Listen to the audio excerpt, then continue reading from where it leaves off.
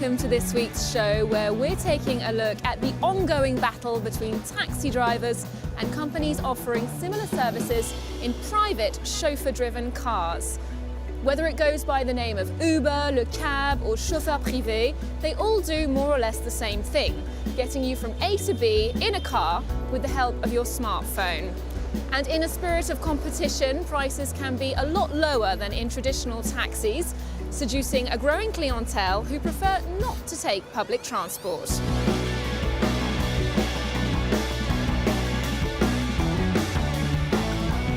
The power struggle between traditional taxis and the new generation of private hire cab drivers has got quite hostile in recent years. And one of the major gripes from taxi drivers is that private hire car agents, people who work for Uber, for example, don't have to purchase the extremely expensive taxi licenses. Oliver Farry looks into the issue in this report. Roadblocks, burning tyres and repeat demonstrations. Like in other European countries, the anger of French taxi drivers against private hire cabs continues unabated. It's a standoff that has been dominating the headlines. La guerre entre les taxis et les voitures avec chauffeur, les Pourquoi les licences sont-elles si chères? They'll deregulate everything and kill us all off. We work impossible hours. You have no idea how much. What's the government doing? They're just finishing the job. Many taxi drivers have invested huge amounts of money for their pension, for their work, their families, and we are now faced with unfair competition from people who work self-employed and who spend absolutely nothing. At the heart of the taxi drivers' discontent is the difference in licensing requirements between them and the private hire cab drivers. By law, only licence holders can pick up fares on the street. Private hire cabs are exempt from the licence, but they don't need it, as customers reserve using the intranet or smartphones. The nub of the problem is the price of taxi licenses has risen sharply in recent decades. The problem dates to a directive in the 1930s that limited the number of taxis in France, which caused inflation in the resale price of a licence. Taxi drivers used to be accustomed to selling their licenses on when they retired for an average of €200,000. The whole profession has been organised on the lucrative resale of licenses. Now competition from Uber and Lyft is threatening that. The law is clear. An unlicensed private hire cab cannot pick up fares on the street. As soon as we let this sort of thing happen, where the license is bypassed, we encourage the devaluation of taxi licenses. Taxi drivers are standing firm against what they call unfair competition, and things are likely to get worse with the arrival of driverless cars, which, without government intervention, could do away with drivers altogether, be they of taxis or private hire cabs.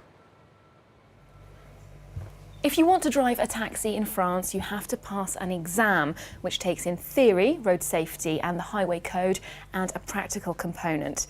And now the same goes for private hire cab drivers, since the French state brought in regulations stipulating that all new recruits must pass a test.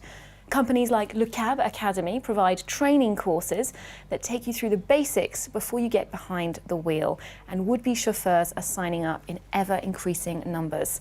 Our reporters went to see them put through their paces on the job. Patrick is a bit nervous. Okay, where are we going? It's the first day on the job behind the wheel of a chauffeur-driven private car. I don't really know the ropes yet. You're my first fare. And he's a patient and understanding passenger, making this first trip easier for Patrick.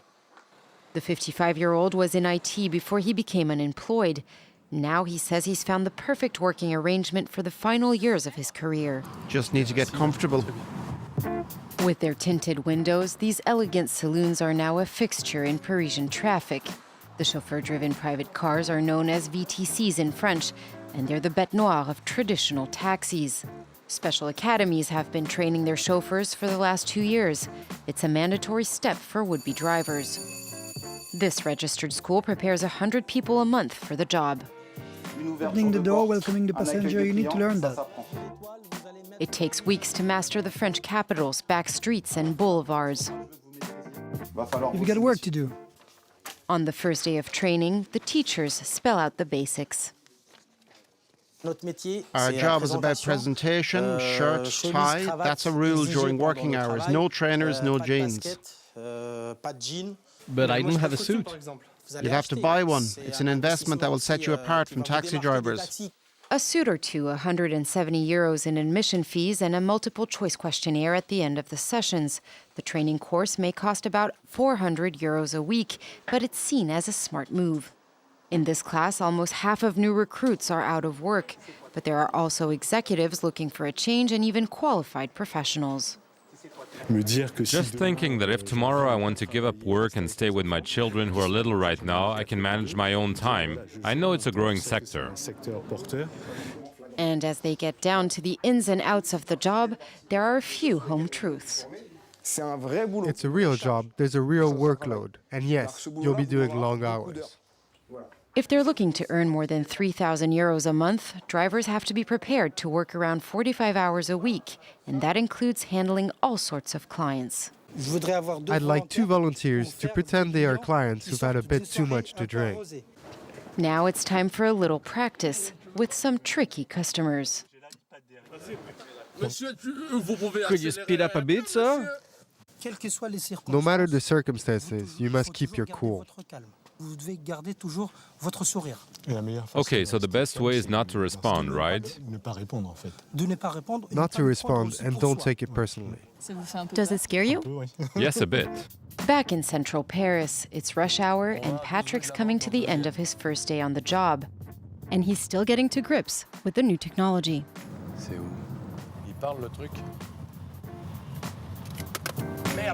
Damn, the telephone's fallen. As a VTC driver, Patrick can only collect people who've called for a cab, unlike traditional taxis who can pick up clients in the street.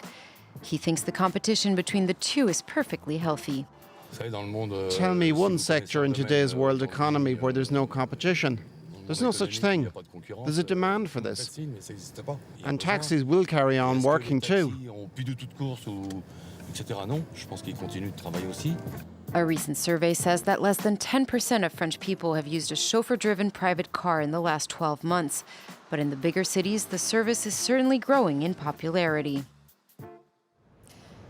So we've already got the choice between taxis and chauffeur-driven cars, but what if you're looking for a budget option, something closer to carpooling? Well, there is, of course, an app for that. Companies like Hitch allow people to pick up passengers in their own vehicles, but it's the client who decides on the price, and the driver's yearly earnings are strictly capped. Critics say it's a sneaky way of getting around the law, but there seems to be a market for it, especially here in the capital. It couldn't be simpler to order a ride. Open the smartphone app, type in the address of departure, choose whether to pay card or cash. In return, you're driven across town for an unbeatable price. I've never paid more than 10 euros in Paris. Usually the fare's around 5. The app can only be used between the hours of 8 p.m. and 6 a.m. Behind the wheel, a non-professional driver. Bonsoir. Oui, vas-y, je t'en prie. Salut. Ça va? Ça va, It's all very chummy. Adrien, the driver, is a student, just like his passenger. He doesn't, however, want to be identified for fear of reprisals from taxi drivers. For the past year, he has been taking his car out 1 or 2 nights a week to pick up passengers, but not to earn a living. I think I earn about 150 euros a month, sometimes a little more, sometimes a little less.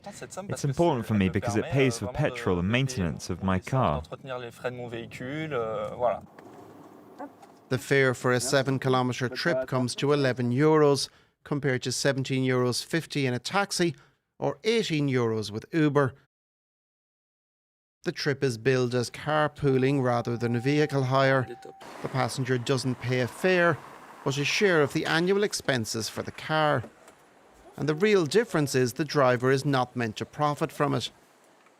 The creator of the app, Hitch, says it's not meant to compete with taxi drivers. There is no metered fare on the each platform. The passenger has the right to give what they wish at the end of the ride. We would say the difference is the passenger chooses what to give when they arrive.